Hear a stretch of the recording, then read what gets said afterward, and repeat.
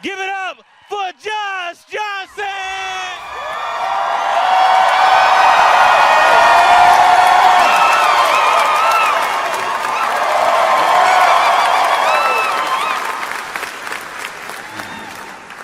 I have a hard time sometimes checking back in with someone who I haven't talked to in a long time.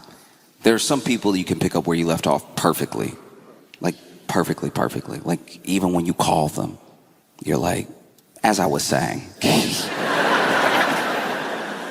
It's been 4 years, but you remember where you left off. And then there's other people where it's like you got to find your footing again. You know?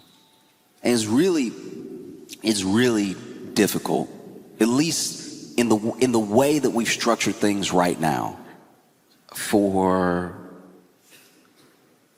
men to have very close, intimate friendships with other men.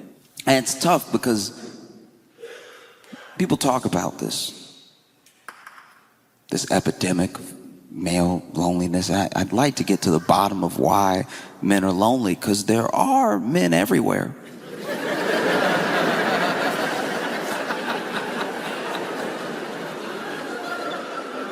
It's kind of crazy that there's millions of men and they're all lonely. It seems like they should meet the men that are also lonely. It's a lot of men to be lonely. Imagine 100 million people feel by themselves. Seems fixable. One would hope. But some of it is just like the way that men make friends. There are very few, especially you're talking about your intimate, your strong friendships. There's very few categories and very few ways to go down that road with another man. It's usually one of a few things. Your best friend as a man is usually one related to you, maybe. That's my brother. Didn't even need to make a friend. My parents made him for me. So we sort of rolled together since we were little because, you know, he was right there. So how you gonna not? That's like when people like hate their brothers, I'm like, oh, he must have put some work in then, because by default, y'all should have been at least chilling. And then there are men who become intense friends through a shared trauma, like a war buddy. Like you may not have even been compatible in the outside world, but you went through something that was so distinct to your experience that the only other person that gets it covers so much ground for you that now y'all can be best friends because you went through this thing together. And then the third way is kind of like the brother thing. You just known each other for a long time. I mean, we took civics class together, and that was that. I don't get out much. And even within your friendship, because this is the thing about real loneliness. You don't have to have no friends to be lonely. You can be lonely within the relationships that you have. It's about letting people in, and it's hard as guys for us to really let someone in because there's a thing that we're battling all the time.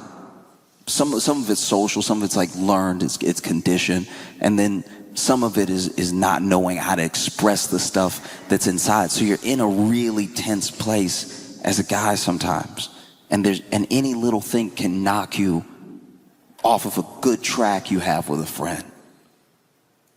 Like a hug.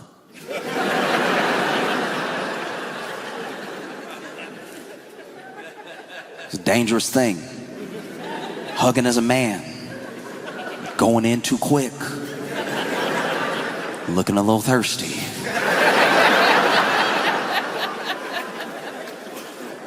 We gotta be really specific about our hugs as men, you know?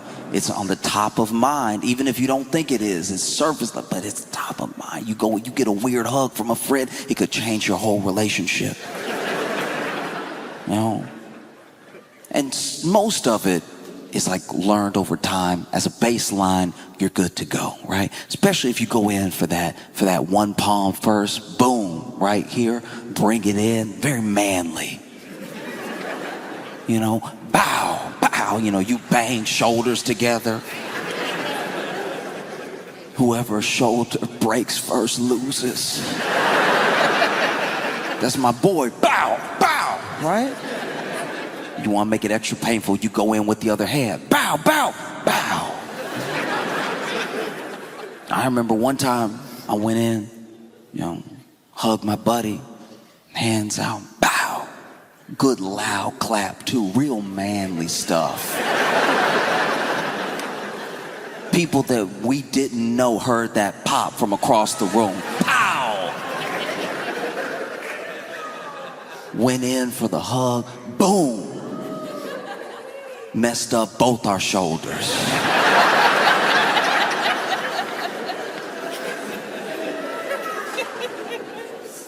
And if I'm being honest, it all went awry at the end because I don't know where his mind was at. But, you know, he went to, you know, close it off, last hand on the back. But for some reason, it was a little low, like.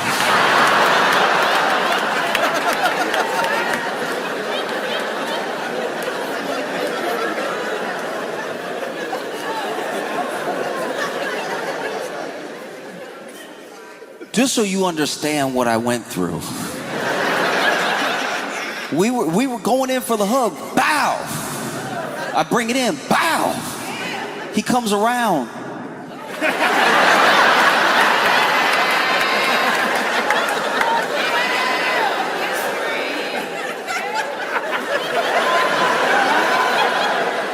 Mid-hug, I'm like, sir.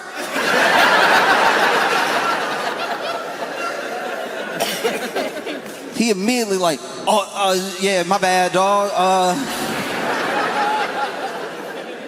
I didn't mean to, yeah, no, it was great, you know, wind.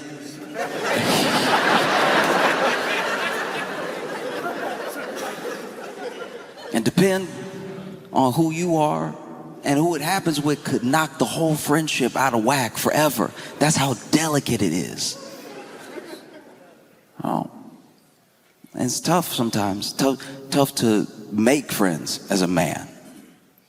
Like even if you really rock with somebody, you really respect them, you really admire them, and you might even tell them so, but you don't know how to cross over that next level to really be a friend. You know? And because it's not often communicated, a lot of men don't know they have friends. You have people that you're cool with. But then, if somebody asks them and somebody asks you, you're both like, yeah, I guess we're friends. I mean, yeah, like, he cool. Like, what'd he say about me? Like,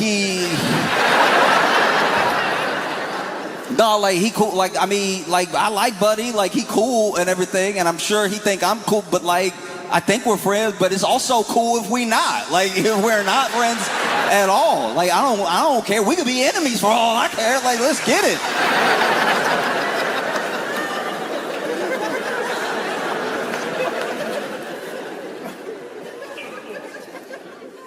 Oh, it's true. And then, you know, sometimes you don't realize how hard it is to make friends until you look around and you're like, oh, I don't feel like I have many. It's a thing that can happen subtly. You know, it's not something that comes all at once. You look around and you're like, oh, who would I really call if I was in trouble? Maybe just a few people, maybe genuinely. There's no one you feel comfortable making that call to, you know? And so you want to make friends, but it's tough to go out there and try to make friends as a man sometimes. And it doesn't have to be, but just think about it. Like, dudes always act like they don't know what they mean when a woman is like freaked out by a guy coming on too strong, but let a man just try to be your friend.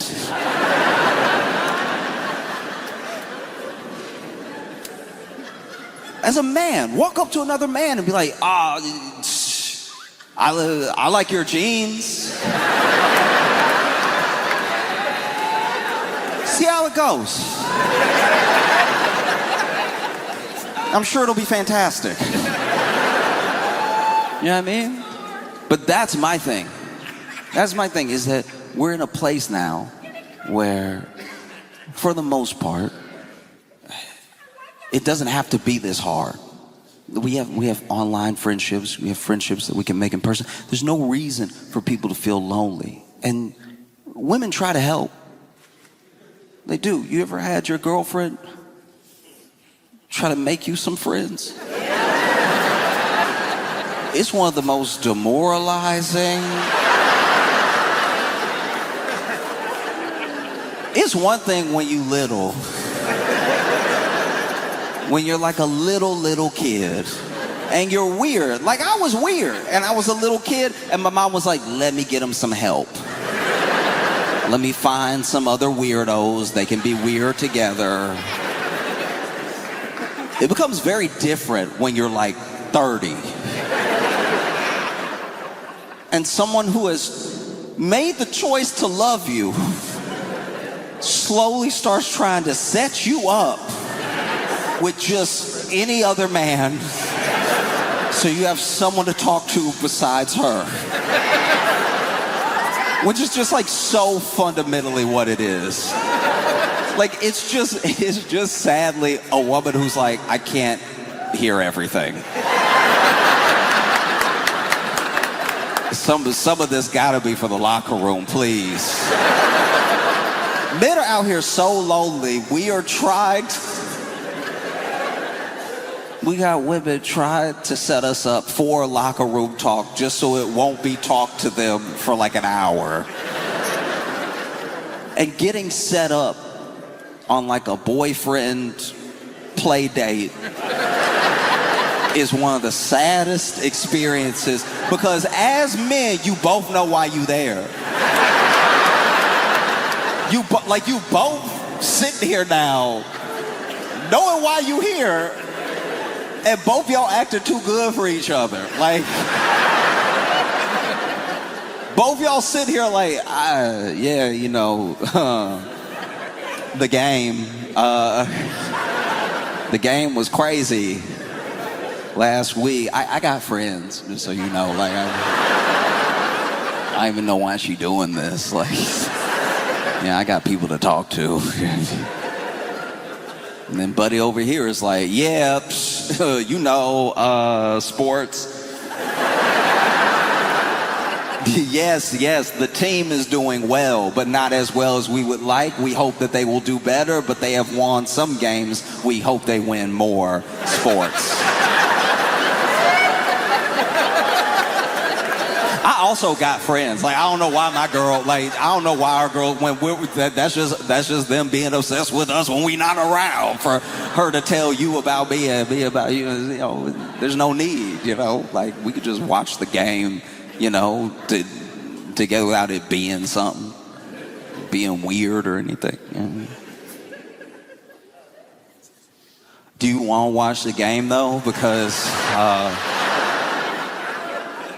I think it'd be a good one if you want to. Yeah, no, I'd love to watch the game. I'd love to.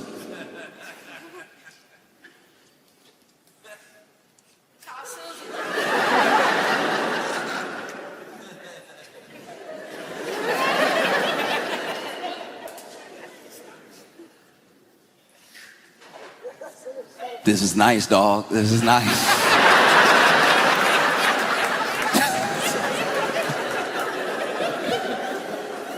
Oh, because it doesn't have to be this way. Your friendships are incredibly important, and I think seeking them out is a very important business to make in life.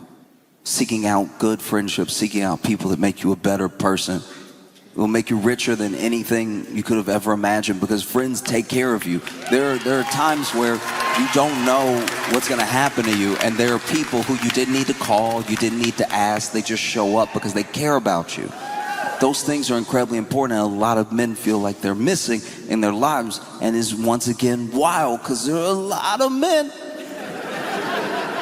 I feel like we could get to the bottom of it pretty quickly. Just looking around, you know? Because a lot of what makes that loneliness is a cycle. It's a hamster wheel of somewhat our own making. You know, you're on this thing because you don't feel loved and you don't feel lovable. And when you don't feel loved and you don't feel lovable, you usually don't behave in a way that makes you more lovable to people. You usually don't open up. And so you're acting in a way that becomes more antisocial. It pushes more people away. So the people that you would have got just by happenstance, they get pushed away. And then there are actively people in your life that you try to be close to. You push them away as well. And then by the fact that you push so many people away, it reconfirms to you the thing that you told yourself about yourself. And so you just stay on that wheel. And it is simple to get off. It's not easy, but it's simple. You just step off of the wheel and you walk up to a guy that you respect and you say, I like your jeans. Like, it's cool. They're really cool. Like, you're like cool. And one of the reasons that is simple but not easy, one of the reasons it's scary to do is because there seems to be such a lack of accepting that thing, of accepting that love, of accepting someone wanting to be there for you, take care of you and everything. It's very hard to get in. And look, once you're there, you're there.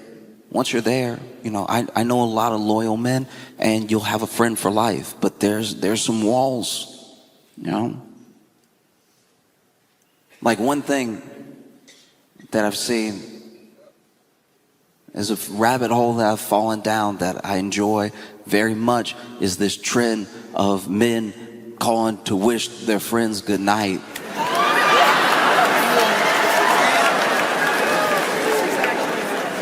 And it encapsulates everything that I'm saying. It's one of the most fascinating things to watch. Basically, if you haven't seen this yet, people are recording, usually the girlfriend or wife is recording their husband or boyfriend calling his friends to say goodnight. That's it. That's literally it, and it's one of the most fascinating things you can watch because there are as many reactions as there are like faces on a diamond. Like you cannot predict what's going to happen, and you will be surprised every single time because it'll call, and one of those calls they answer, "Hey, what's up?" "Nothing. What's up with you, man?" "Oh, not much. You know, I was just calling, about to go to bed and everything, so I just want to wish you good night."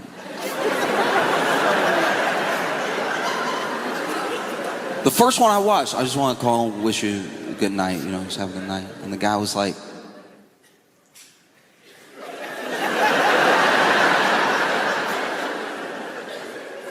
"What?"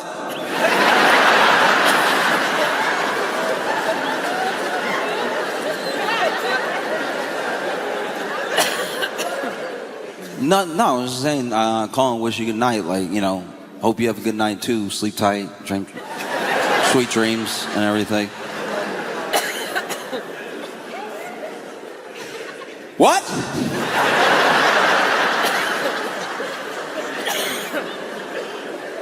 And this reaction comes because the last time that a man heard those words, he was a boy. And it was his parents. And that's if it ever happened. So a lot of men don't know how to handle it. It's literally like, yeah, I'm just saying, like, sleep tight, you know, night and everything. Huh?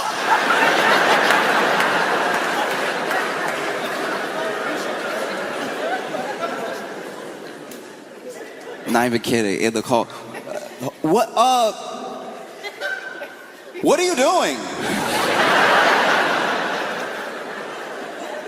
Nothing. I'm just about to nod off and everything. So saying, you know, have a good night. You know, I'll see you when I see you. Like,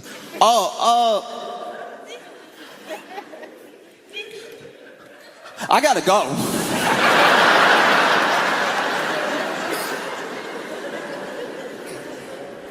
Oh, another one of my favorites. Another one that genuinely filled me with joy. This dude called and he was like, Hey man, how you doing? I'm good. How you doing? Yeah, no, I'm good, man. I'm just about to nod off and everything. So I'm, just wanted to wish you good night. Say sleep tight, sweet dreams and everything.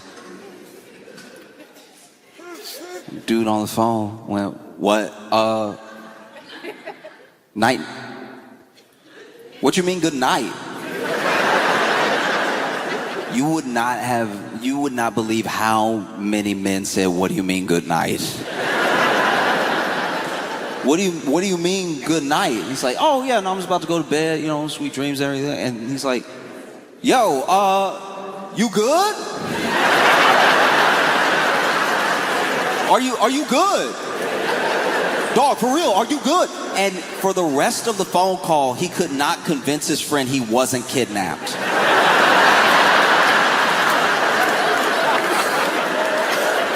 Like, yeah, dog, no, I'm good, I'm chilling. I'm just, about to nod off. We haven't talked in a while, so I want to say night, wish you sweet dreams and everything. And he's like, oh,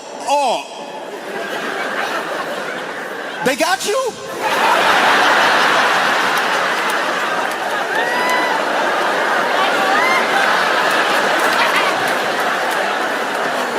Ooh, okay, let me know where you at? No, I'm at home. I'm just saying, like, sweet dreams and everything. Like, I hope you sleep well, like, sleep tight and everything. Like, I won't let you die, dog. Where you at? No, I'm right now. Just send me the address. Like, put in code or something. Like,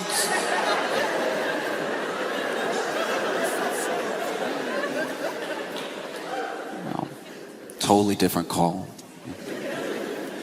Totally different call. This dude called. Wish this dude good night. He was like, hey, I just want to say good night, sleep dreams, hope you, have a good night and everything. And the dude said, huh? Yeah, just good night, hope you have a good night. Yo, what you mean good night? Like, I'm just saying good, like, have a good night, like sleep well. He's like, why you calling me telling me that? Like, you call me like I'm like a side chick or something. What you doing?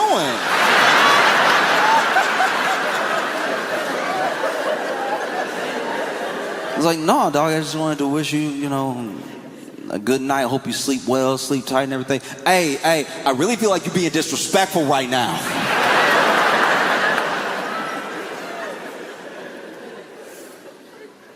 And one of the reasons I feel like this is such a phenomenon is because I'm not saying that women even do this all the time, but the way that women are friends with each other has a lot more of these little things in it. It's the little checkups. It's the little, like, how you doing, how you been. It's the little chats that is usually missing in male friendships, which makes a lot of men not really know where they stand with other men.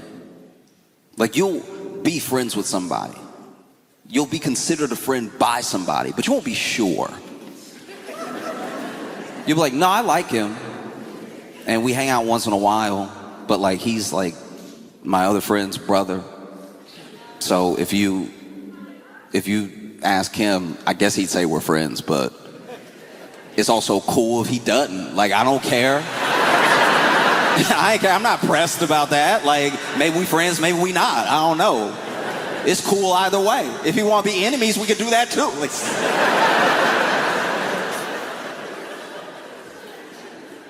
Because that's the thing. Is just how we show love is very specific. Like, I've watched my girlfriend tell her girlfriends, love you, easily. Not another thought. Love you as bye, love you middle conversation, whatever, right? And as men, we rarely say, I love you to other men, especially that we're not related to. And I think it's because to me, it's just a different style of love. Because a lot of men will not say, I love you to their other friends, to other men. They won't say, I love you. They say it in a different way because what we value as men is the sort of like loyalty or ride or die level of commitment that we have to each other that stays unspoken. Sometimes you don't even know somebody has it for you until you're in trouble. So as men, we don't really say, I love you to each other like that. You know a man loves you when he says, dog, I'd die for you. Because we really just sort of keep it in life and death. Outside looking in, I'm not saying I know, I'm just saying from what I watch, it seems like women are very excited to give and receive love from each other. And as men, we're very excited to die. Oh, we would love to die together. That'd be preferable. Just let's die together. Yeah, no, we'll ride out right now, dog. You know?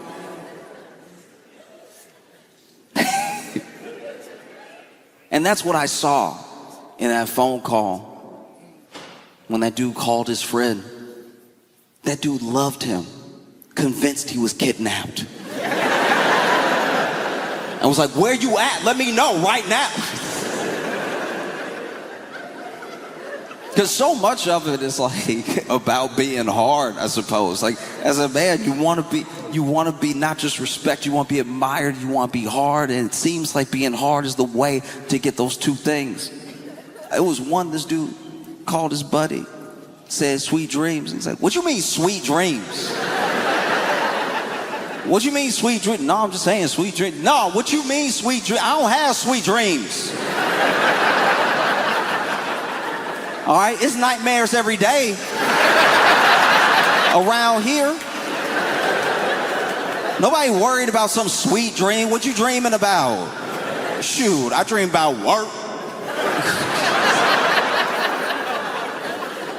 Maybe my favorite one, we're talking like top. One of my favorite ones is this dude calls. Hey, what's up, dog? Oh, I'm good. What's up with you? Nothing. I just wanted to call, say good night, sleep tight. Don't let the bed bugs bite you. Just wanted to wish you a good night, man. He was like, how you know I got bed bugs, dog? Like, I didn't tell anybody about that. What's wrong with you? Why you...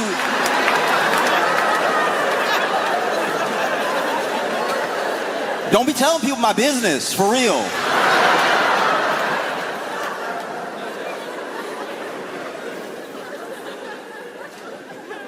We're talking like top 2-3 videos of the trend. It was this one dude calls his buddy up, and he's already giggling because he knows how his friend's gonna react. Because that's the thing, is that it's so funny how weird people react, because you can tell from the way they pick up the phone that they're close. Who they chose to call for a reason. And half of them, when they pick up, they're being silly anyway, Hey, what's up?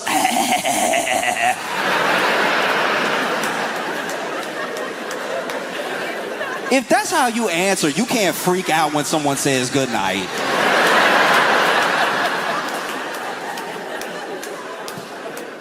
Male friendships are so important because at least for the guys that I know, they're some of the only friendships that tether you. They tether you to a way of seeing the world that is unconditional of other things. I'm not saying that when you have female friends or when you're alone, you can't get to the same place you can get with male friends. I just think it's very different.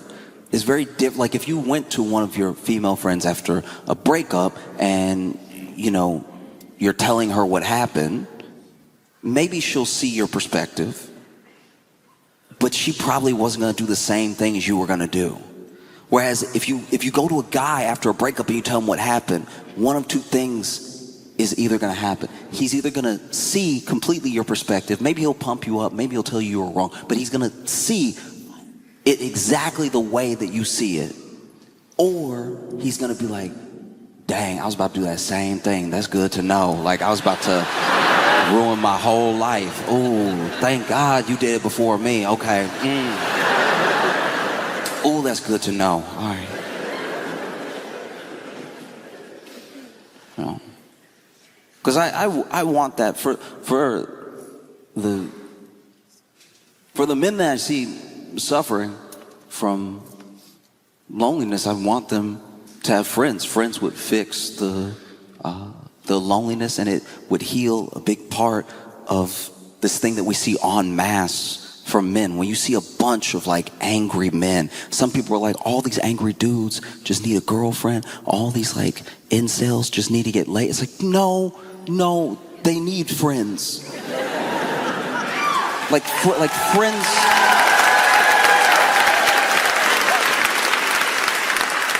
Friends would fix things way more than I think we realize, because sometimes those dudes get a girlfriend. I know it doesn't seem likely, but it's true. No, fundamentally, I'm being serious, it's true. Sometimes the most like weird, nasty posting incel will actually get a girlfriend. And it doesn't necessarily heal everything, because now in their mind they're like, okay, this woman likes me. This woman doesn't think that I'm ugly. But all of these preconceived notions they have about women still remain. Whereas when you have friends, I'm not saying it makes you a wholly better person. It depends on the friends that you keep. You can measure parts of a man by the company that he keeps. But at the same time, when you have a bunch of friends around you, well-rounded friends that can hear what you're saying or can understand where you're coming from and can help guide you down a better path, that makes it better for everyone. You know, some of my best friends have shown me things about myself I wouldn't have caught otherwise. And it's not as if you even need that many. I don't even know if men could handle a lot of friends. We're not good at maintaining relationships in the same way. So 5 is probably enough. Honestly, 5, that 5th one, you're gonna forget his name once in a while. 5 is a lot. A lot of men have one. And once again, it falls into the categories I was talking about before. They have one truly close friend, one truly close male friend, and they either have just known him a long time, or it's their brother, or they went to war together. Yeah? But they have one. So when he dies, that's it. Because you're also his only one. I hope that we can get men to prank each other to the point of good mental health. I hope that it would be so dope if the next level of the prank is just like, hey everybody, I'm gonna go to my buddy's dad's funeral to support him. Let's see what he does. He's there at the funeral. He's like, how you feel, man? How are you doing? His friend's like, how am I doing? What you mean how I'm doing? What you mean how you trying to get knocked out? What you mean how I'm doing? Huh? What you mean how I'm doing? What do you mean how I'm doing? What do you mean? And then he cries on his shoulder, and that's the cry on the shoulder challenge. Like, you just have to ask how a man is doing over and over until he answers. And then he really needed that. It's really important, so have a moment together.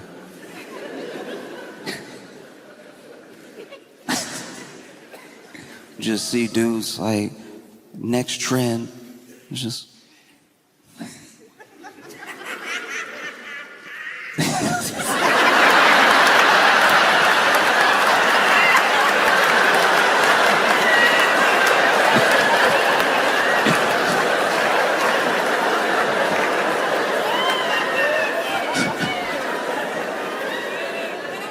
Next trend is just like, you know, like the kitchen challenge where you just like go over to your boy's place and just check his kitchen. Like, is it insane? Is it disgusting? Are there other things living there? I'd love to see, and you know, we as a society will hopefully be around much longer. One day TikTok's gonna be pretty old. I wanna see a TikTok challenge where it's just dudes calling each other out of nowhere, being like, hey, make sure you get your prostate checked, all right?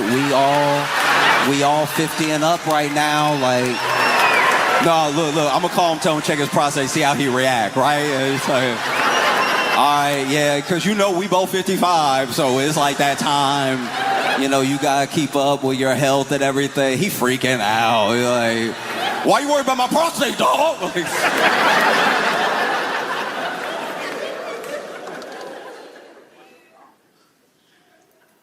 It's something I hope continues, because I think it's nice. Out of all of like the TikTok trends and the YouTube pranks, this is like one that I think is genuinely good.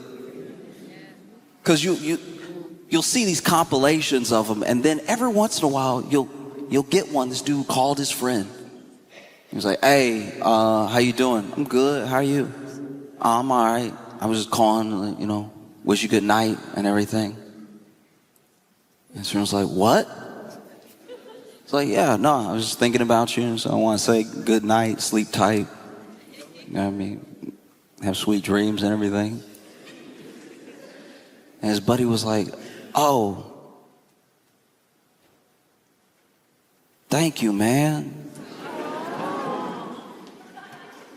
Nah, I appreciate you, man. You have sweet dreams too, dog."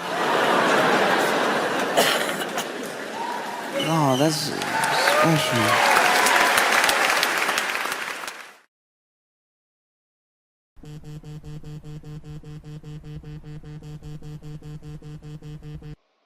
Hey, brother, I was just calling to say goodnight and hope you sleep well, have sweet dreams and everything. And life is hard, I know, but you always keep your head up. You always make it to the next day. That's all we can do. And I just hope you know that there are people who really do love you, care about you, are thinking about you. And I hope tomorrow's better than today was. Also, I don't want this to disturb your sleep or anything, but they did get me, by the way, the ops. So I don't let it disturb your sleep tonight, but like if there's something you could do, like if you could get over here. I don't know if they want money. I honestly, I am frightened, but you know, I'm gonna keep my head up the way you keep your head up, brother, and you know, we gon' get through it. But anyway, sleep tight, sweet dreams. Night. Okay, so you've been farted on. Gotta say, that's a first great reason. It's a first great reason to hate dining outside New York. Mm-hmm.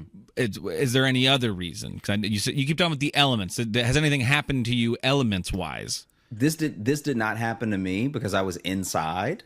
Okay. But I saw outside that a bike messenger, at least he looked like a bike. He could have been seamless, but a bike messenger completely totaled a table. So he was not looking. No. And like this dude, okay, this, I don't know. I don't even know if I should be laughing about this because everybody seemed genuinely hurt. But he basically, this guy was coming out of nowhere. And in New York, there are bike lanes, but there aren't enough bike lanes. And the bike lanes aren't everywhere. So sometimes. Yeah, they're not consistent. They're not consistent. Yeah. So sometimes someone, especially if you have a certain route, as a cyclist, you get on the sidewalk. Mm-hmm. This person clearly was turning from a street with a bike lane to a street without one, and was not looking ahead, was probably looking sideways or maybe looking for the bike lane or whatever, where it was going to continue. Because behind them, they're being chased. To be fair, there was a van like this is what ended up happening. There was a bike lane, right? This person was in the bike lane. At the turn, like at the intersection, there's a parked van that they would have either had to turn more into the road to pass or mount the sidewalk to pass. Okay. Gotcha. Yeah. When they mounted the sidewalk, whether they were looking at the van or whether they were looking to see if the bike lane was there, they mounted the sidewalk and then just completely ate up this couple that was sitting at a table outside. Damn. Like it was really bad. That's like a like the person, that's like a movie stunt. Yeah, like the person on the bike went flying first, right? Oh, no. So the person on the bike went flying.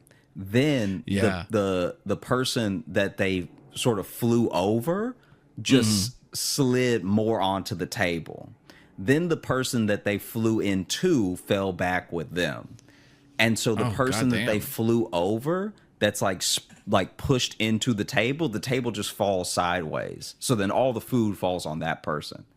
But it was one of those things that when you see it, you immediately think that the cyclist is in the wrong, but then you see the van and you're like, all right, well, I don't think that should be there because no one was in it.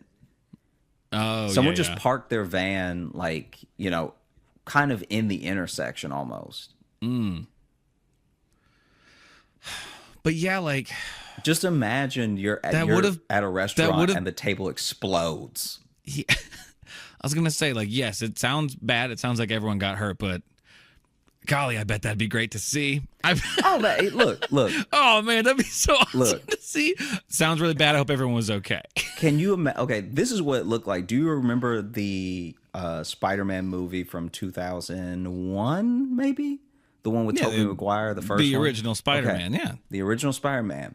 Remember, I think it's in the first one or it may be the second one, where Mary Jane's talking, his spidey sense tingles, and then he grabs her, and because Doc Ock, it must be the second one, because Doc Ock throws the car into the coffee shop. Yeah. Okay, imagine that, but if nobody moved.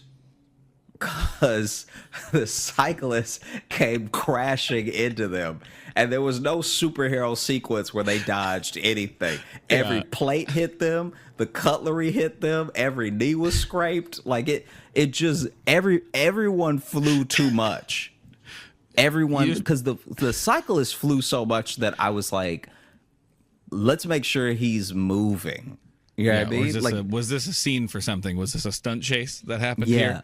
Yeah, and then the person who got hit from the back, they fell like Family Guy style because they also had like a bent knee and okay. So not only they always have that arm hanging like behind them or whatever. Yeah. So for the people just listening, just imagine a person is on the ground and a table is sideways, but the tablecloth is on them, like tucking them in. The tablecloth has fallen on them with the plates. And they're not moving right away. Everybody is as hurt as they are surprised. Dude, this was like genuinely, I thought I had seen a death? You thought? Yeah. I thought I had genuinely seen someone like messed up for real. We're always flirting with it. Yeah. The Josh Johnson Show, flirting with the afterlife. That's what we are. Because the way that everyone fell had to be like the sloppiest way you could fall. Because also these weren't like young people. Yeah. You know what I'm saying? Like these weren't. I do know what you're saying, and that's the last detail that I didn't want. Dude, that like these people look like they only got two of those hits in them. Even the cyclist was an elderly man. He wasn't that old, but he was like old enough that you don't want him to fall off his bike at all, right? he didn't look like Biden on a bike, but he looked close, you know? Yeah. And so then the fact that the force that everyone got hit with and the fact that everybody flew, you know what it did to me though, why it was so scary for me is actually because of a misconception that I had. So growing up, bikes were made of knives. What? I said that bikes were made of knives. No. It's a misconception you had. I Jokes. have watched a lot of Law and Order SVU, right? And in one episode of Law and Order SVU, the way that they start the episode is this bike messenger who has been hired by a disgruntled parent who didn't get custody to kidnap his kid back, right? Tries to do that at the beginning of the episode. So the beginning of the episode is them in a park with a grandma and a kid, and then a guy grabs the kid and is trying to like run and get away, puts the kid on his bike. The kid's like, grandma. He's pedaling on the bike and he's got some speed, and then just crashes into the grandma hard, right? Now, later on in that episode, they kill the grandma, okay? So later on in the episode, they're like, oh, Nana didn't make it, right?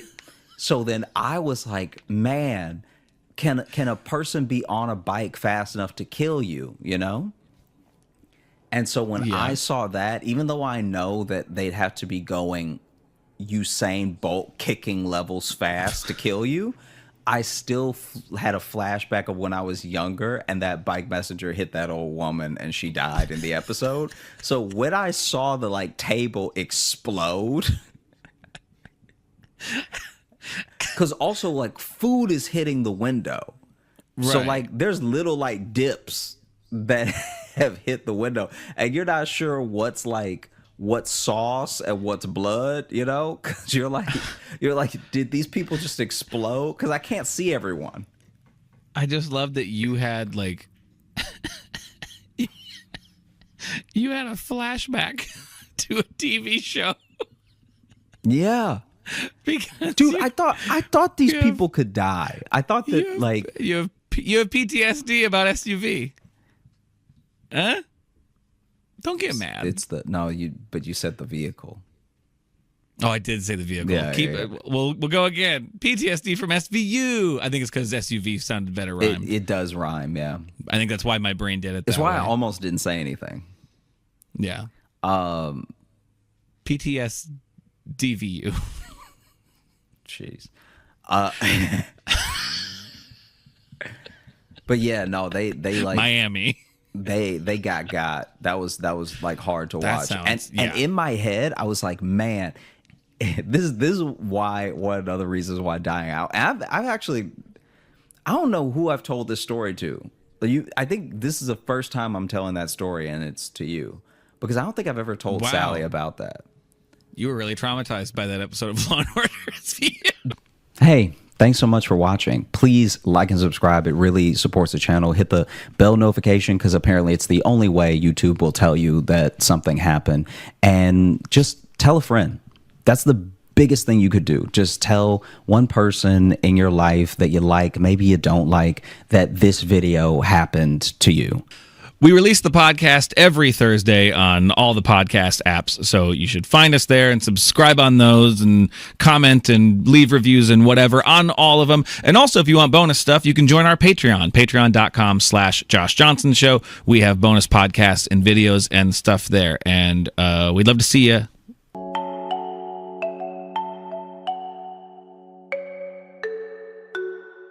Please give a warm Kansas City welcome to Josh Johnson, everybody.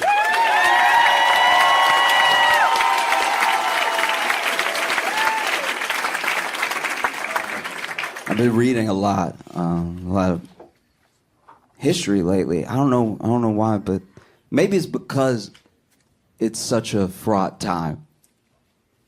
Feels better to read history just to be reminded, like, oh, that was worse. You know?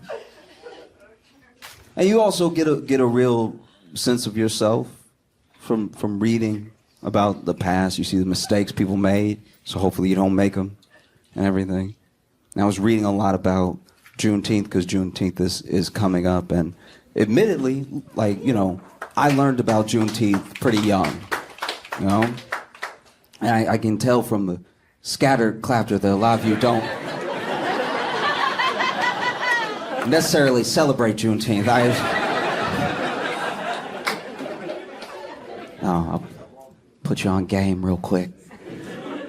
This is the thing. I was reading about it because it's probably one of the most fascinating times in American history to me, because it was like the fulfillment of a promise in a way. America is a place for freedom, and it's a place for understanding yourself and building out an identity to be free with, right? And it's something that we were founded on, but it's something that took a long time to come to fruition, you know? And Juneteenth, by the way, is not a number that black people made up. That I understand it does kind of sound like that as well. Like, Juneteenth is a holiday, just so y'all know.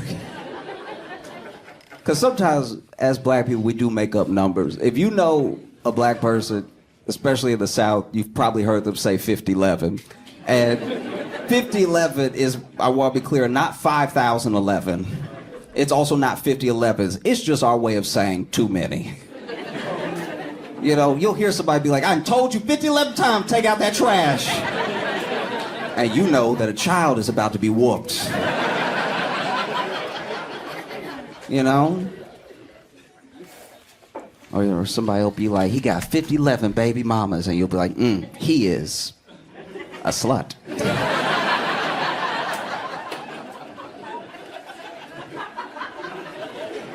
Now, they'll be like, oh, he think he's somebody because he got like $50, something like that, which is just their way of saying a lot.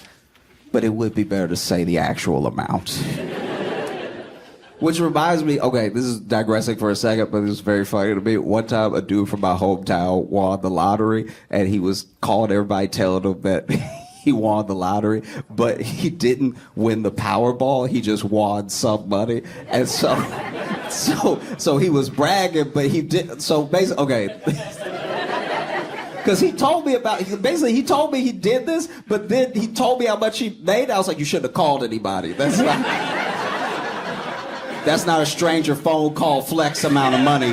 That I get that you won, I'm happy for you, but that's not the amount to be sending people off with. Because he called his ex and he was like, hey, looks like you fucked up because I just won the lottery, all right? You looking at the winner of $60,000. And I was like, that's salary. Like, don't do this. After taxes, that is $30,000, sir.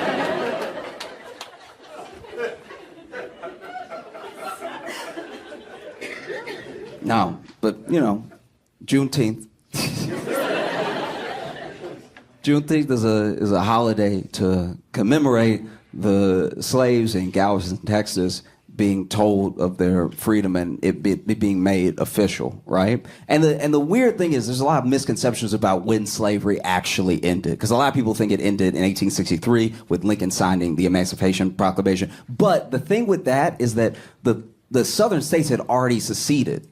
So to sign the Emancipation Proclamation and then send it and be like, y'all have to let your slaves go, but this is now another technically country that you are at war with because they want to leave the Union. That would be like if Canada was like, America, y'all need to recycle more. And then we were like, if you don't shut your maple ass up. Like, that's like...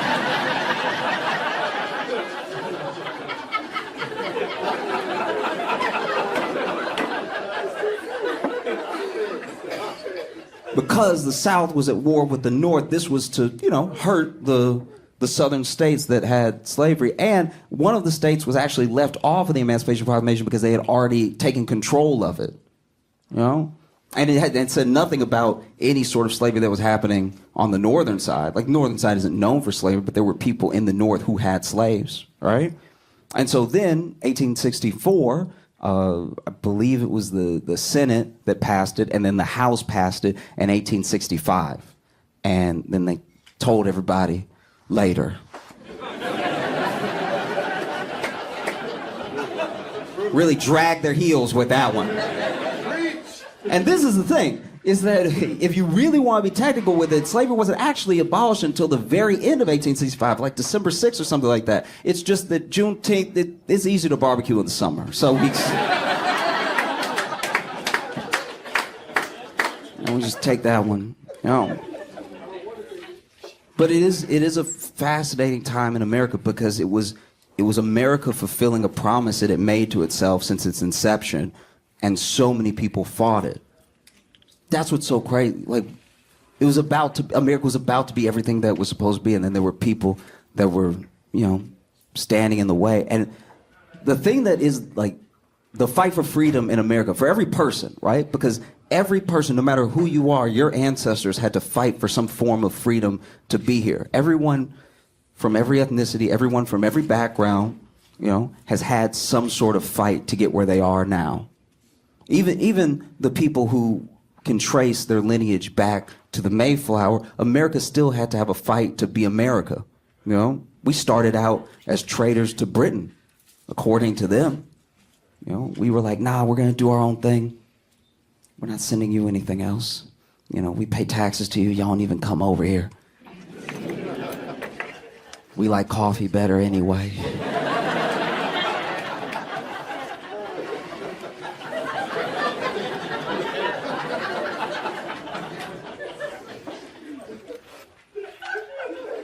And this is the thing, though, is that you look at that time, and for every war that America had to fight to be America, to become America, the way that we understand it now, black people fought in those wars.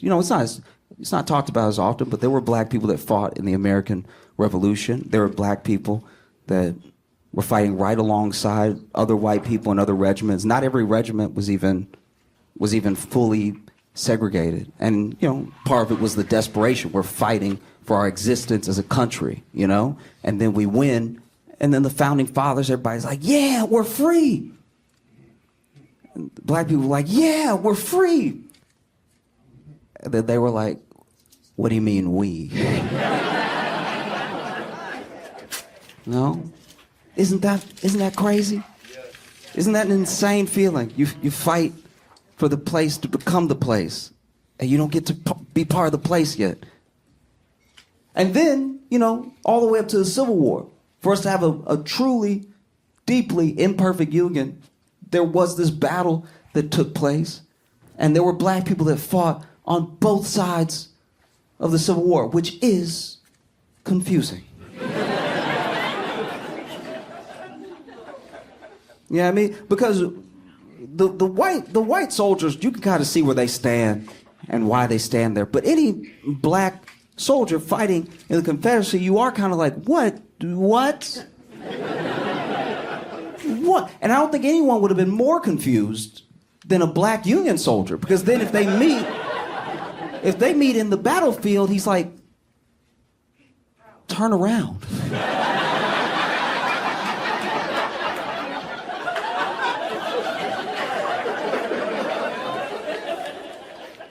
Now, it's important to understand that whether it was the American Revolution or whether it was the Civil War, on both sides, black people fought for promises.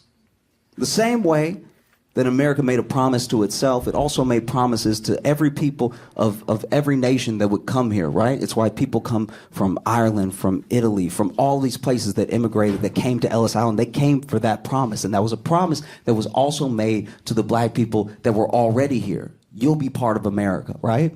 And so in some weird way, sometimes it was due to the threat of death, sometimes it was just to get off the plantation, sometimes it was with the promise of freedom. There were black people that fought in the Confederacy, and I'm pretty sure they didn't try that hard. I mean? Like, if I was a black officer, I wouldn't have been an officer. I guess a black soldier in the Confederacy, I think when I shoot, I'd be like, oops. I miss. I hope he doesn't get over here and free everybody. That'd be terrible if they just ran up on us and started being like, you free, you free, you free. You know what I mean? Like, I would hate to get shot with freedom. You know what I mean?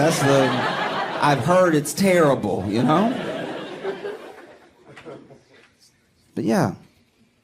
And then, Juneteenth started out as just a holiday in Texas because it was about what happened in Texas. It spread to other states, other states that ratified the 13th Amendment would would then, have more and more black people in those states wanting to celebrate Juneteenth. And once again, kept it Juneteenth, not because of when it was ratified in the state, because sometimes it was a different year, sometimes it was a different time of year, but June is good for barbecuing.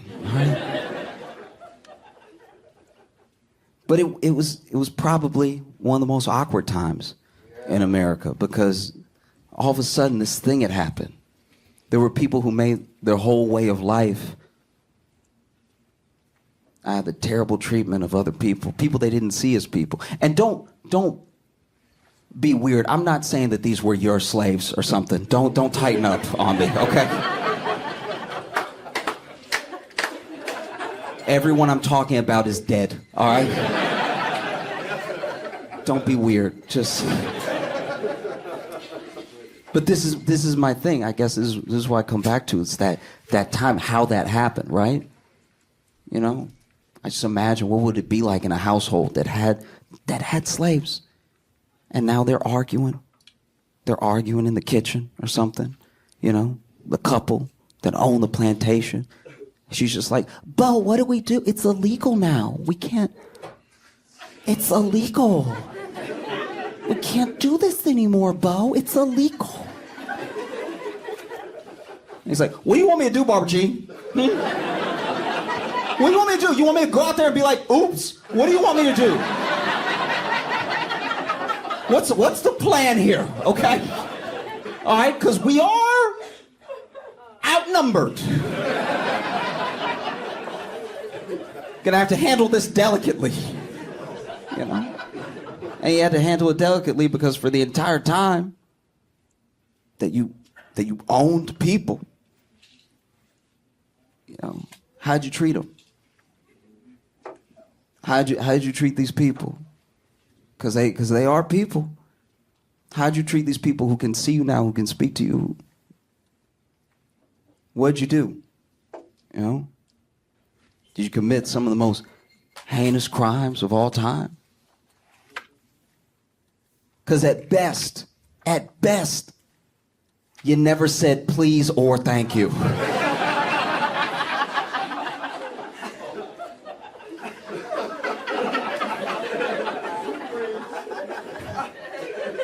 So you're reasonably terrified now that they can,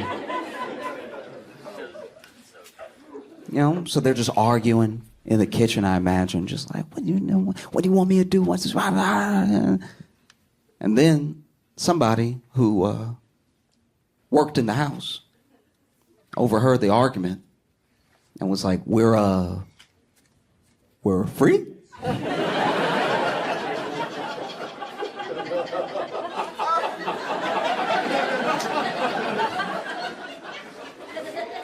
I'm gonna let this marinate on the stove. I'll be right back, I promise. I'll be right back.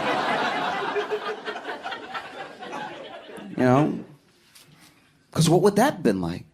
What would that have been like, the secret message going from house to house? We already had passageways for communication and passageways to escape slavery through the Underground Railroad. This message was getting around, right? We're free, we're free, we're free, we're free, we're free, we're free, right? So now someone in the house comes outside to the field and they're like, hey, y'all, I don't know how to tell you. Okay, I didn't think what I was about to say before I just sort of said, hey, and then, okay, I didn't prepare a speech or anything. Look, I know that we don't all talk much. Because I'm in there, y'all out here. And I hear what y'all say about me. It's hurtful.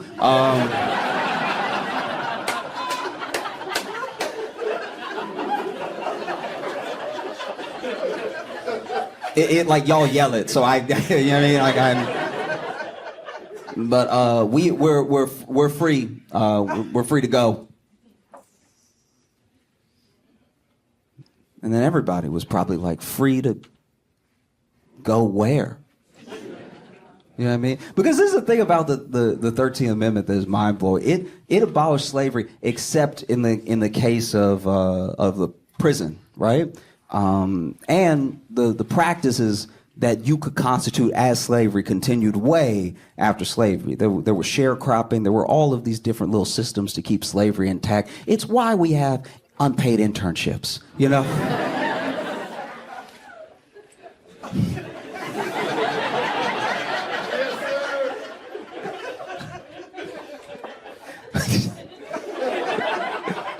Someone's like, but I'm white.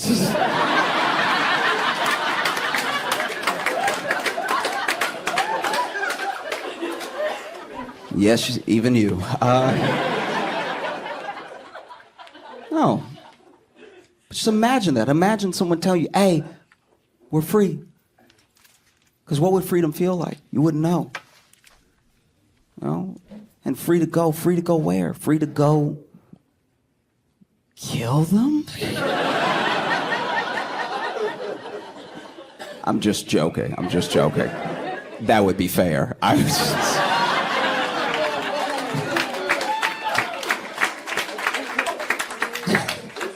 No, it's just, it's mind-blowing to me because, one of my friends, I grew up in Louisiana, so I knew about Juneteenth being so close to Texas, and it was celebrated in Louisiana from a young age. A lot of people try to act like they always celebrate it now, everyone's embarrassed to learn something, you know what I mean? Like, it's a true thing. You see people in New York that are like, oh yeah, Juneteenth every year for Juneteenth. I'm like, all right, maybe, but... all right. You know what I mean?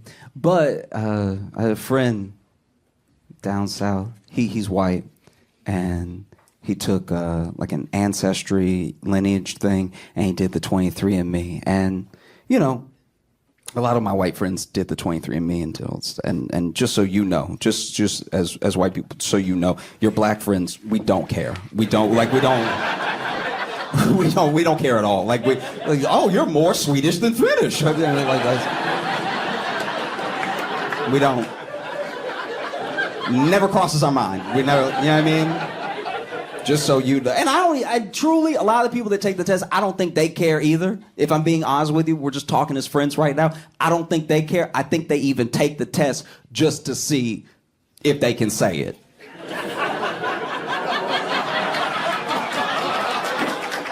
Do you know what I mean? Like, they take because anytime one of your white friends is like, hey, I'm actually 5% black. You're like, all right, why are you? I don't know, I just wanted to know if I could sing the whole song now.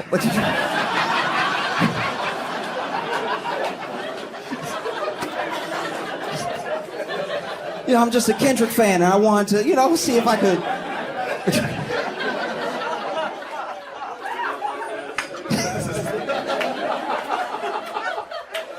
No, but he did the ancestry thing, and he did the DNA test, and he found through both that his family never, in America for a huge portion of his lineage, but they never owned or worked with anyone who operated in a way. They never owned slaves. Yes. And if you've never watched the white guilt leave somebody's body.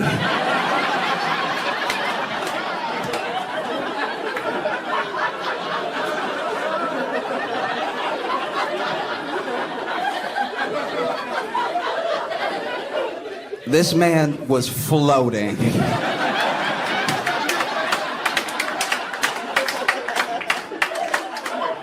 This man was floating in waves. Just like, I'm too Irish to be bad.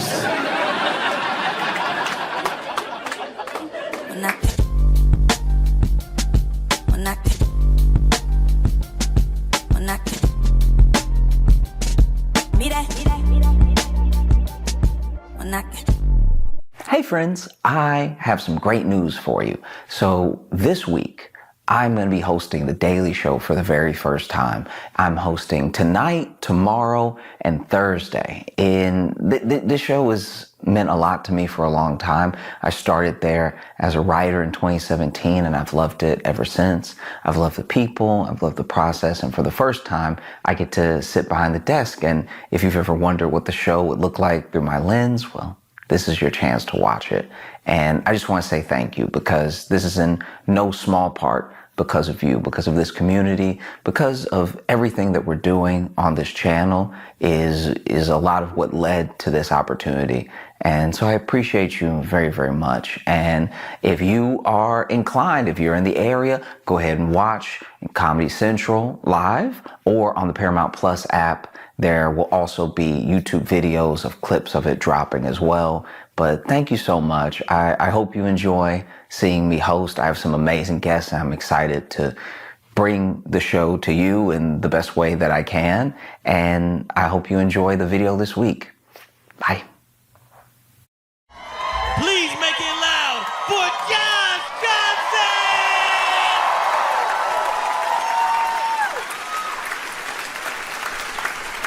Johnson! Okay. All right.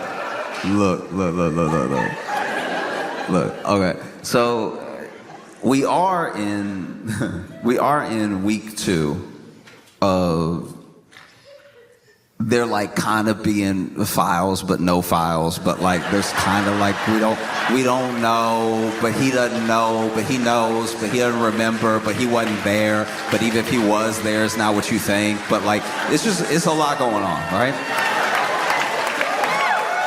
And so with everything that fell out with Trump last week, now you have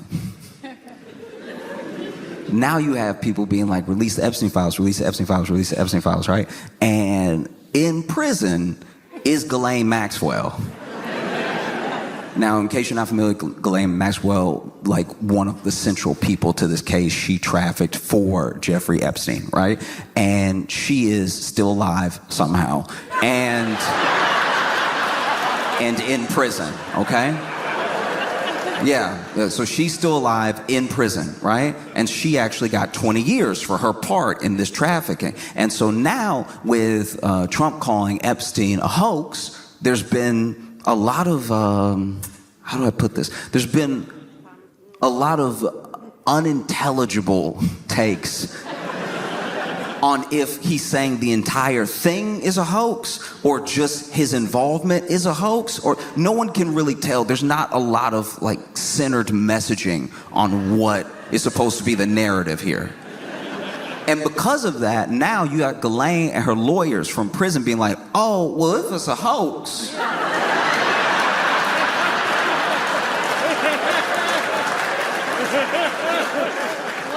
no, I'm just saying if like nobody got trafficked to anybody, then I'd like to appeal, right?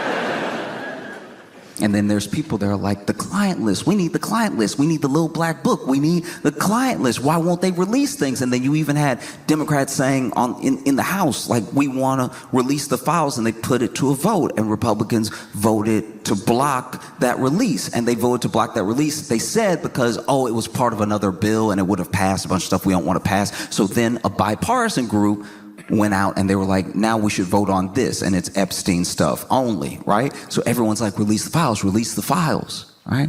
And then Ghislaine is like, I got the files. I got them in my head. Like, I'll tell you right now, which is such a crazy thing to me to watch. If you've been watching this whole thing take place, Ghislaine got arrested in like 2020. I think she got sentenced in like 2022, and she's been in jail this whole time. Why is she just now saying, I got the list?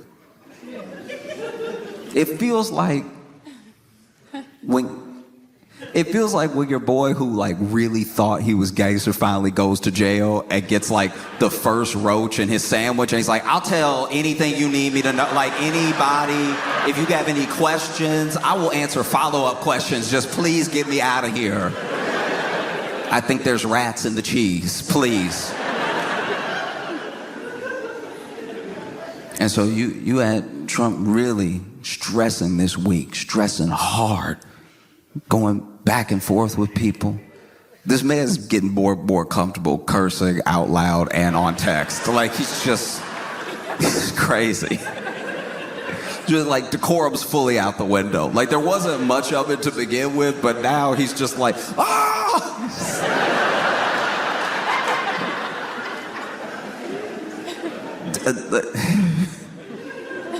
And this is the other thing that trips me up, is that they're throwing everything they can in front of this like Epstein monster, like Pac-Man, right? Let's just throw this while we run away.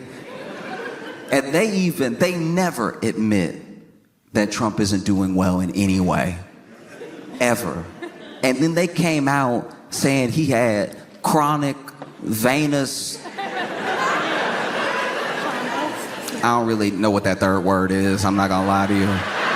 But basically he got chronic veins or something. I don't know if that means he got extra, or I don't know what it is, but it's affecting, you know, his health a little bit, and his hand looks like he got an ace bandage on it, but like that's his skin, right? And so I saw that and I was like, wow, they must really want this thing to go. Talk about anything else, please. And then just today, Tulsi Gabbard released these Obama Russia files. You know, the files everybody's talking about.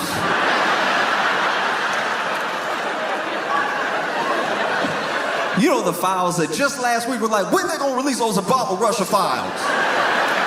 Why can't they get the Obama? What is Obama hiding? All right, we want his Russia files.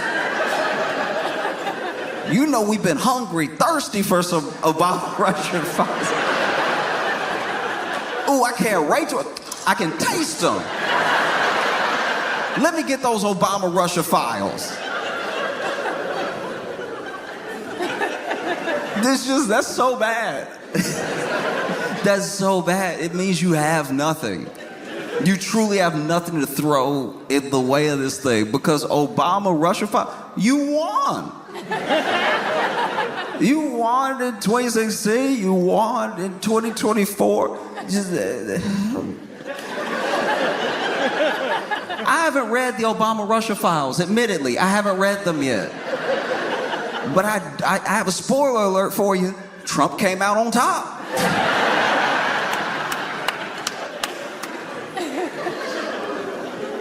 And he over here stressing when he could have just done nothing.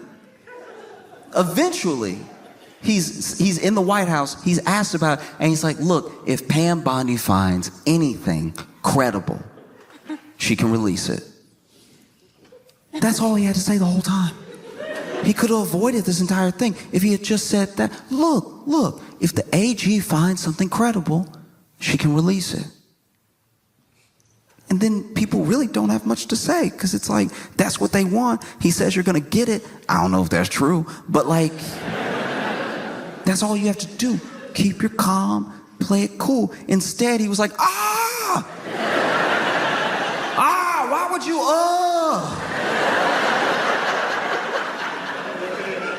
And it's because he felt caught. And the only people who within this week have been as caught as Trump and reacted as badly was that couple at the Coldplay concert.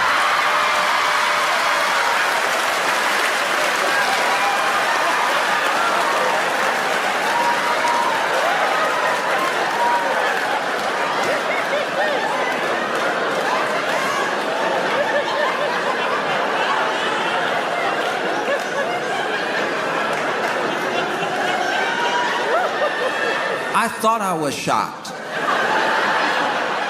when I saw like Trump's Epstein files tweets, right? This thing, the clip is about 14 seconds. I've been watching it for 20 hours.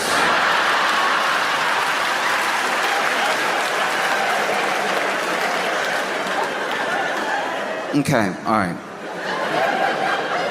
In case you haven't seen this, it's a Coldplay concert, right? Coldplaying. Coldplay doing their thing, all right? Being colds.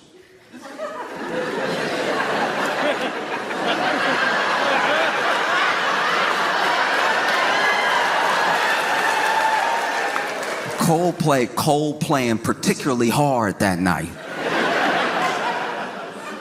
And they did this thing that's becoming more popular at big concerts, because Coldplay doing like a stadium. And there's a thing that you can do at a public event, like an entertainment event, whether it's sports, whether it's music, whatever, where you can put out a cam into the audience. And I don't know how to describe it, but when you do that, it does make the entire thing, as big as it is, feel more intimate. Because now you're over here enjoying Coldplay, and you see the other people there enjoying Coldplay, and they're just like you. And they're just as excited to be on the screen as you would be to be on the screen. And they're having such a good time, you know? And so you're like, this is amazing. We're all here together enjoying this thing. I genuinely like those cams because it reminds us that we're all doing the same thing, having a good time.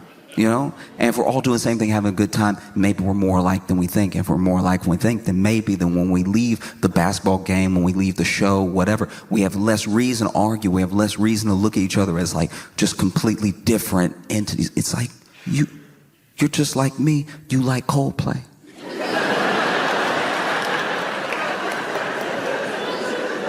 You know? And I'm not, you know, a big enough act to do like a stadium or anything like that. I don't really have screens at my shows and stuff, but I heard that the CEO of the largest tech firm in Louisville was here tonight, and so I brought a cam out tonight if you want to.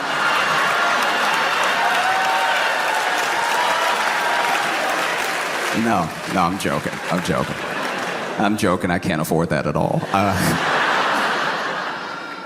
No, but if you didn't see the clip, is basically Coldplay throwing people up on the cam and having little interactions, or like playing a little something just for them, or just commenting on how sweet people look.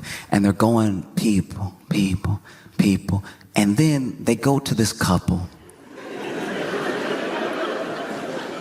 It's not just any couple. They go to a couple holding each other Titanic style.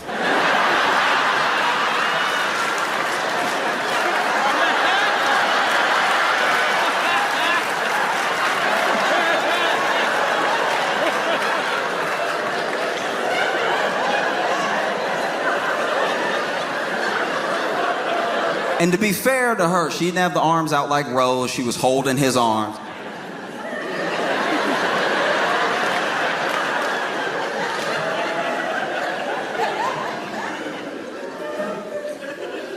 And then Chris Martin is like, look at this couple. And I don't know, okay.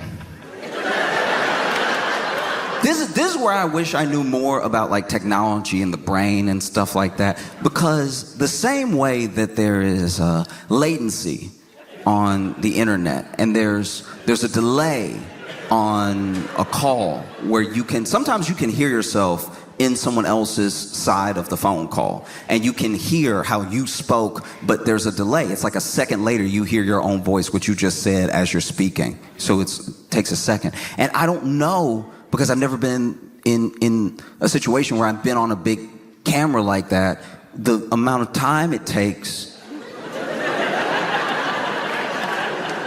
your brain to register that that's you that you're looking at. Because they're over here, Titanic style.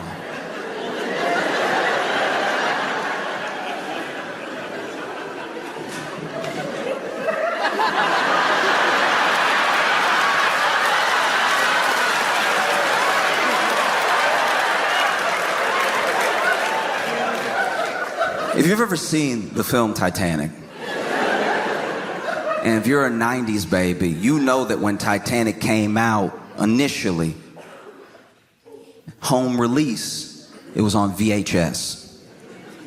And it's such a long movie, it's such an epic, that there were 2 VHS tapes. If you're young and you don't know what a VHS is, don't tell anybody that.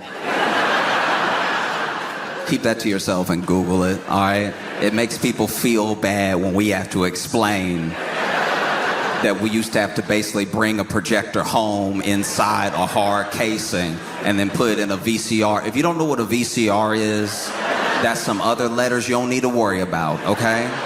You're never gonna come in contact with them in your life, but you would put the VHS into the VCR, you would hit play. You understand play, right? You're not too young for play. You would hit play and it would play the thing like it does on demand, but we didn't have on demand yet. Netflix wasn't born yet. We didn't know what streaming was. And Titanic came out and it was such a long movie. I hadn't seen this 2 VHSs. I hadn't seen that since Charlton Heston's 10 Commandments.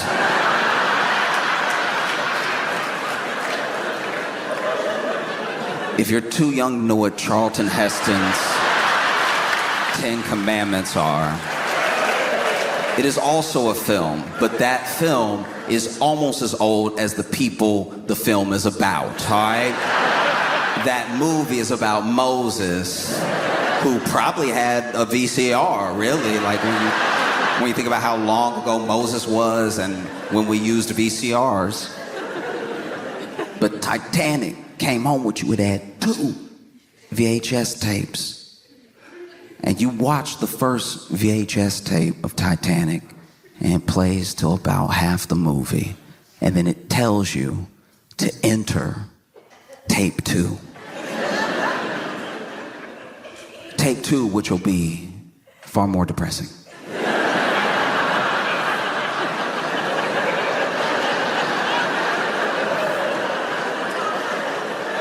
If you were like me and you shopped at a lot of like thrift stores, sometimes when you go to a thrift store, you don't get to get the thing the way it was intended when it was sold. You might go to a thrift store and buy Titanic and think you got all the Titanic in one VHS tape. And then bring Titanic home and watch Titanic, but you only watch tape 1. And so you don't even know that there's a tape 2 until the end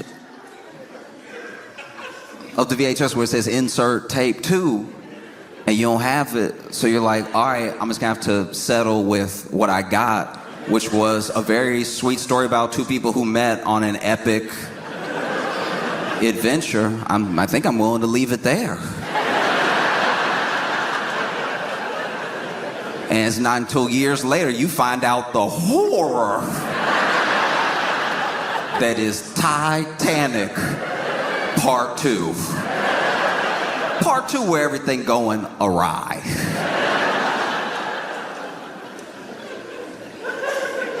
And all I can say is the first 2 seconds that this couple was on the kiss cam looked a lot like Titanic VHS tape 1.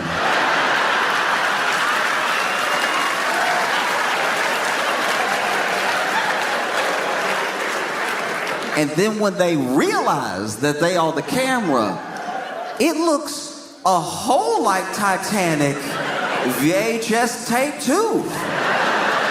Honestly, they look like they on the Titanic. When about tape 2 takes place. And so you see them.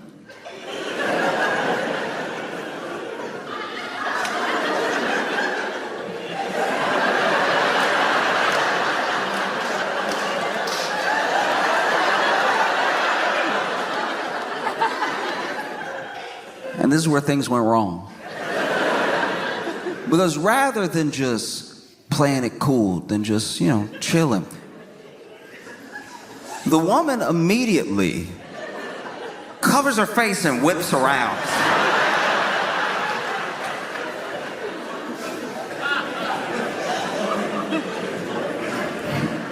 Okay. All right. Look. Look.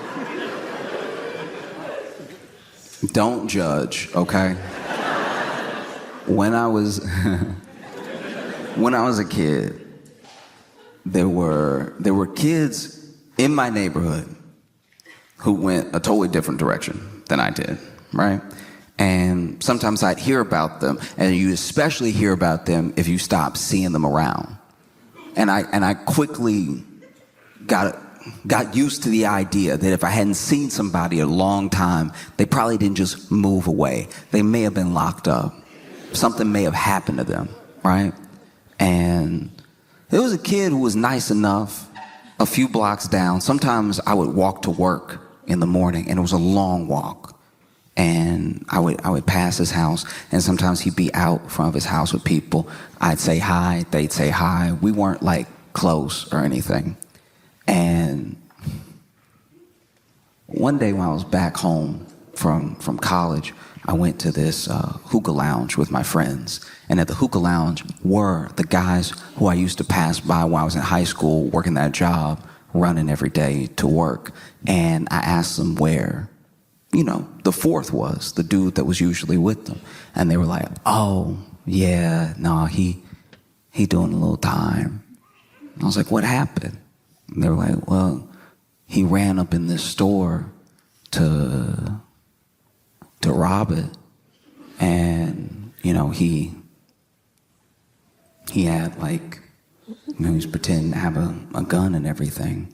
And not only did he not have a gun, the store clerk wasn't scared of him.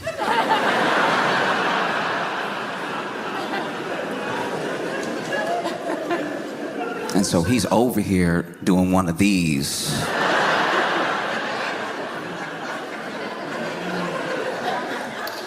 Let's talk about this real quick.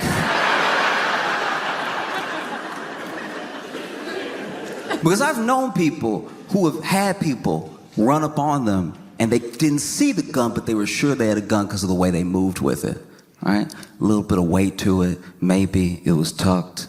Maybe it was in the pocket. But there was just a slight motion that they had. There was just a way that they were behaving where if they didn't have a gun, this is some great acting. But this man, he ran up into the store. Give me everything. Do it now. I'm not messing around. I would hate for this to go off.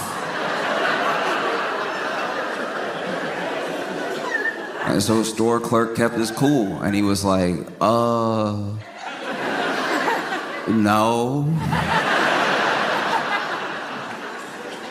He's like, what do you mean? I am armed. Ready to kill.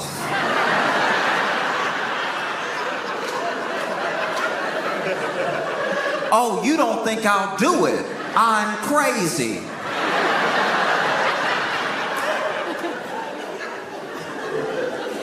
And the store clerk, apparently, according to their story, told me, I don't think you'll do anything because...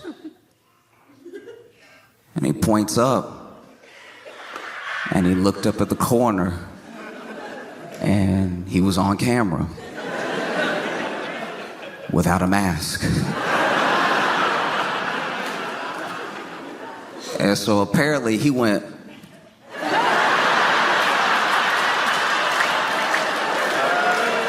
and walked out the store.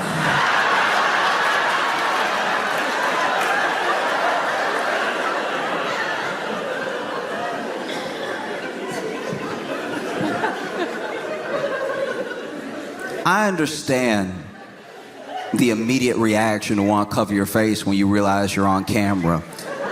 But don't do it with your fake gun hand.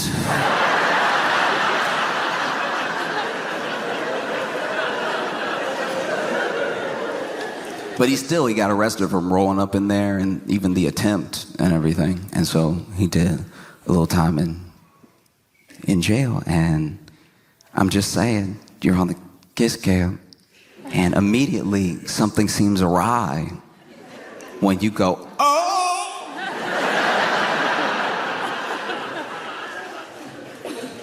And that by itself wouldn't have actually been that bad. No, I'll tell you right now, this is what I firmly believe. I truly believe this from the bottom of my heart. I think that obviously, there's something up when you see yourself on the cam and go, oh, and then you turn around. But like Chris Martin said, later in the video, maybe shy. Maybe you're shy. And if only one of them had reacted badly, if only one of them had reacted badly, they might not be in this situation. But she went, oh! And then the man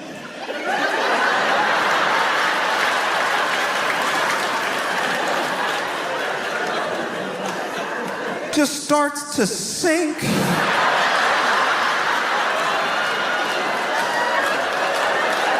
Where did he go? No, for real, where did this dude go?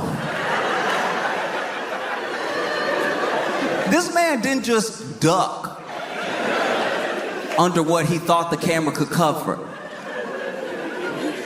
This man got caught. She turned around and he went, ooh,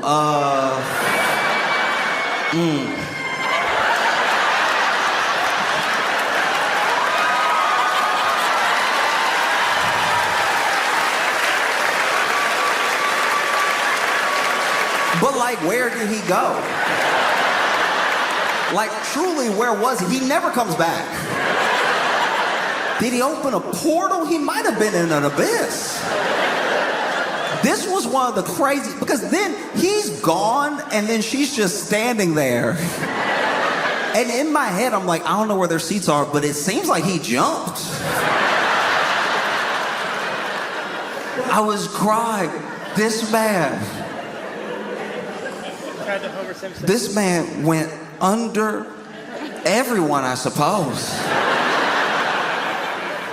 Fully disappeared.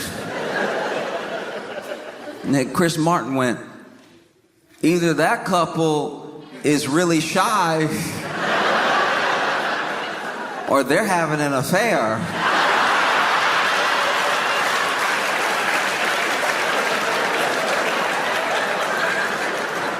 And the internet said, or?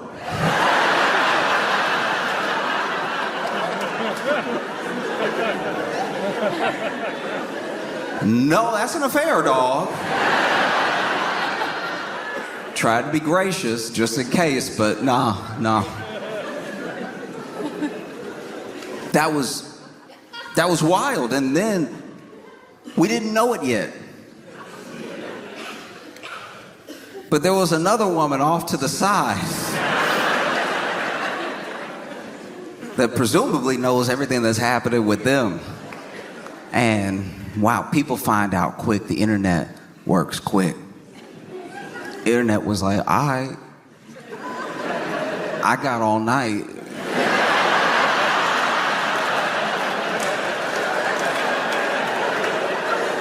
I'm not at the Coldplay concert.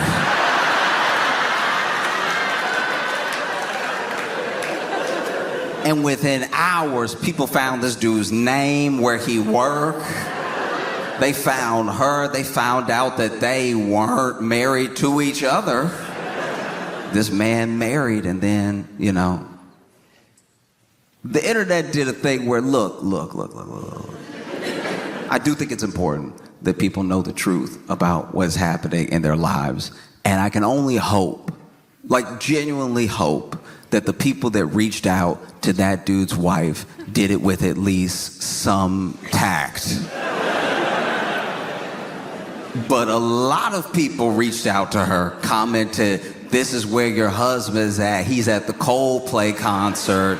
The Coldplay concert, from my research, isn't even that far from where you live, because I already went ahead and doxed him. I just want you to know. And so then people looked him up, and then they looked her up, and early into people looking her up, she had changed her last name on social, apparently. knocked his name off.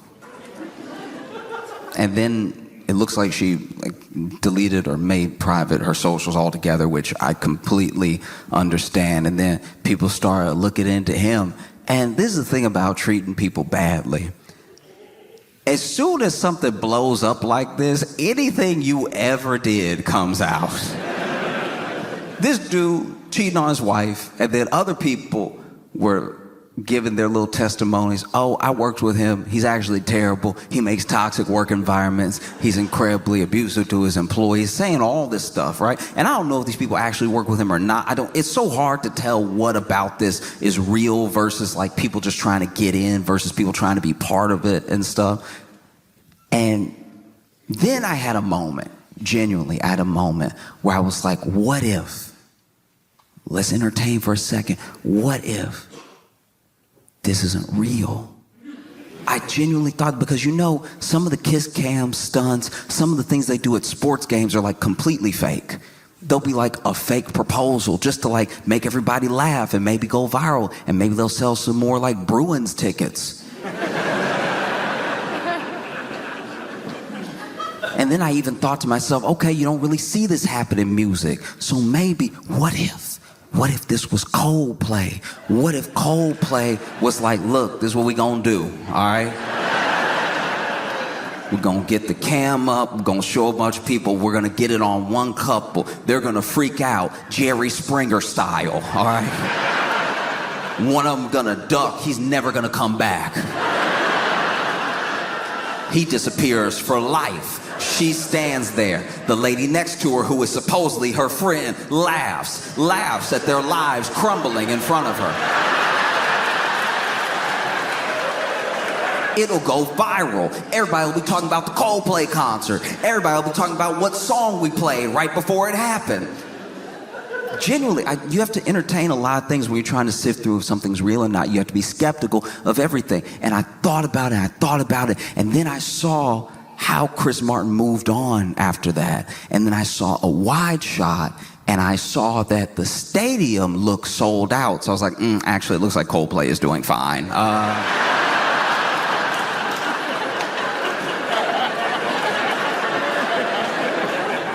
That theory is in the dirt. This looks very real. And then I thought about the company. Andy, his name is Andy.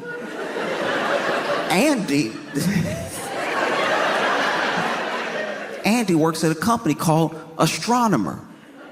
I had never heard of Astronomer.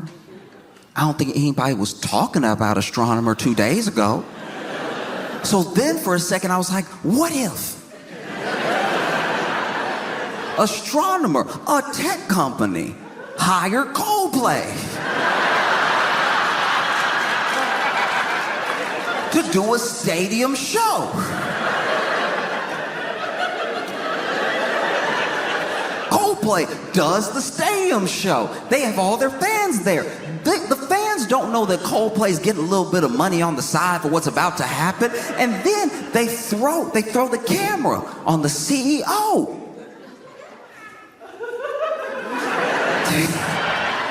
They throw the camera on the CEO and another employee. Right? And then they create this whole scandal. Now, all of a sudden, everybody's talking about Astronomer. What is Astronomer? Oh, it's an AI company. What do they do? Oh, they help manage workflow. These are conversations nobody was having 2 days ago. The assumption when you're in the news, when there's a scandal with your CEO, is that your stock price could drop. I don't know if they're a public company, but if the stock price is dropping, it seems like a good time to buy. Maybe that's when they buy back their own stock.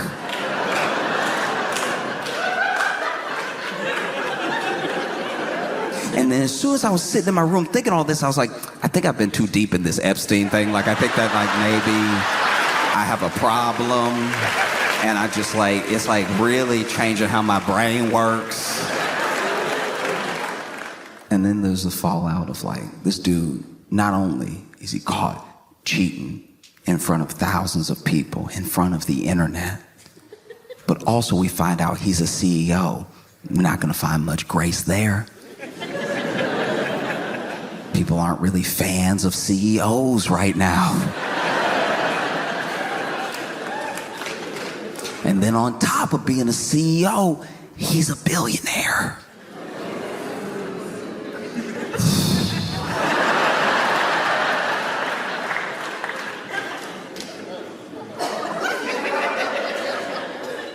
You basically made a Venn diagram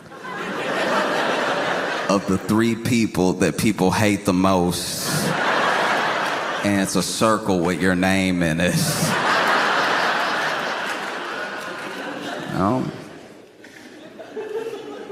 Because it is a terrible thing. A terrible thing that happened. And I just think about how that's something that happens like now. You know? Our grandparents, our great-great-parents would have never got caught. No, people's grandparents had whole extra families. And as long as you were willing to be a gentleman about it and really take care of both families, they never met. You know, you went on your family vacation with one family beginning of the summer, family vacation with a second family at the end of the summer, because there used to just be more affordability in the U.S. A lot of people talk about how back in my day, I could buy a house right out of college. And it's like, yes, and afford an extra family. Don't forget that. I've talked about this before. I've known people growing up who had like that thing happen, where the granddad, they have like cousins and like half brothers and sisters because of what the granddad did back in the day. And he was doing that on a job that doesn't even exist anymore. That's how much things have changed. This man had 2 whole families as a traveling fork salesman.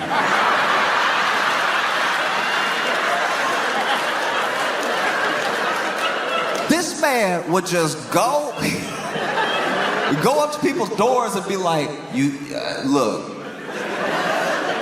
eventually in your life you will come across some spaghetti. And when that happens, you'll want to be, he sounded like life insurance, you're going to want to be ready when that spaghetti is in front of you, all right? You don't want to be sitting here like a fool with a knife and a spoon. You want to be ready with that spaghetti, all right? And how you get ready? My forks. I got the best forks. My forks can do anything. I got fine dining forks. I got regular forks. I got the nickel forks. You know those forks made of nickel they'll never rust because they're always kind of rusty. If you need forks, I can get it right, all right? Got all types of forks. I got the 4-prong, I got the 3-prong, I got he bad at counting. And then people let him in. He's like, looking at this, what was it, two bedroom? 2-bedroom house? How many kids you got? Oh, you got 3 kids in a 2-bedroom house? You're gonna need at least 16 forks. Made his living selling forks. One day, somebody opened the door for this man and he's immediately smitten. Oh, hello. She's like, yes, how can I help you? He's like, oh, I was trying to, I had a briefcase where I was trying to like fork you, like I just want to,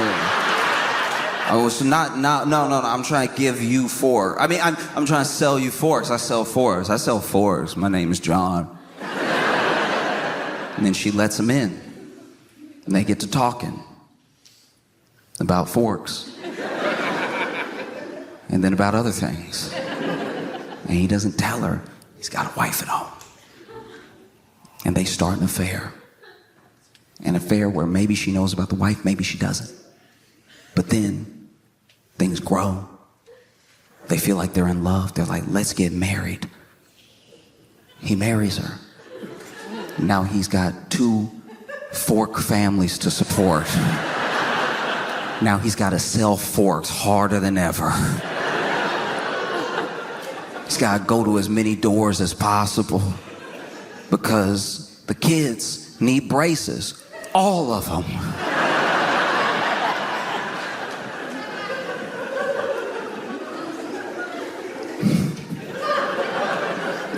No, just he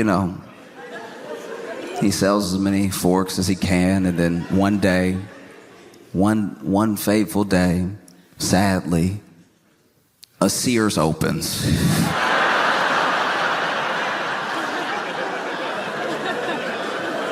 He's out of business immediately. If you're young and you don't know what Sears is,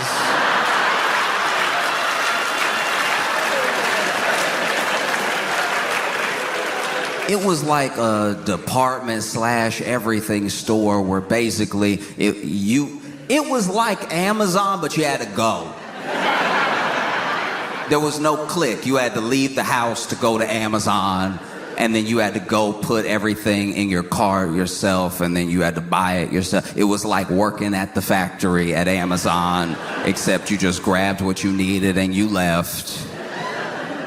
But then one day Sears opens, he realizes he's ruined. What else is he gonna do? He's only good at selling forks.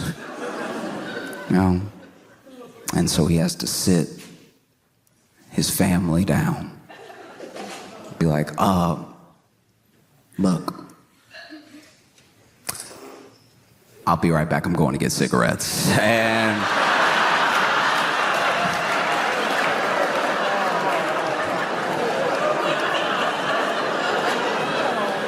And then he goes to his other home, his other family, and he's like, sit down, y'all. I have something to tell you. It's important.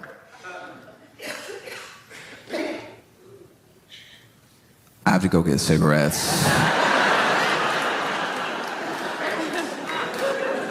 And then he would go off and he'd have his own life, and he would die with a lot of life insurance, and then the two families wouldn't meet each other until it was time to collect. And that was the gentlemanly way to cheat in the 30s. All right?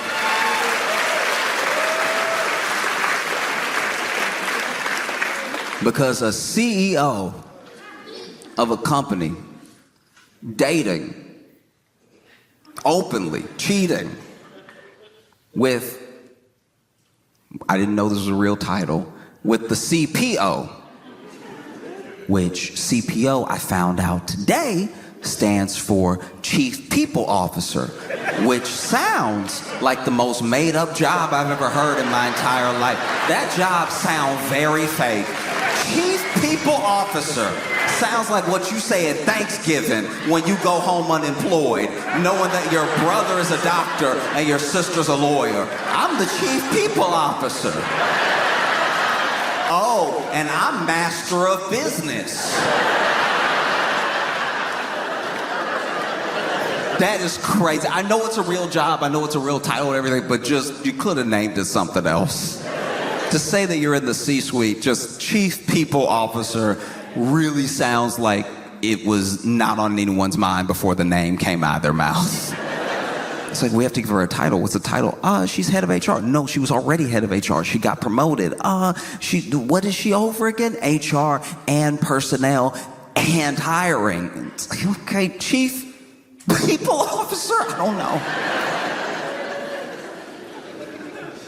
No, it was crazy. And now it just recolors everything with that company. Now they're probably having an investigation right now. You know? Makes you take a second look at everything that happened between them, like performance reviews.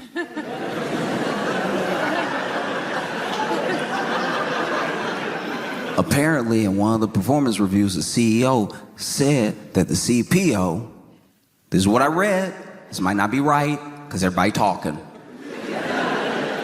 But apparently the CEO said the CPO had deeply extensive and impressive knowledge.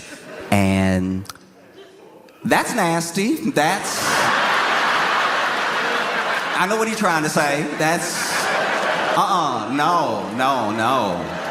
That is inappropriate, if anything. I hope they take you down just for that. That's unacceptable. You know? You shouldn't do things that you know are wrong. And I think when you get caught, it's also important to know you're caught, and to handle it as best as possible. And I think that as far as that kiss cam couple goes, the only way they could have handled that thing worse was if they had held up signs that said there are no Epstein files. Like,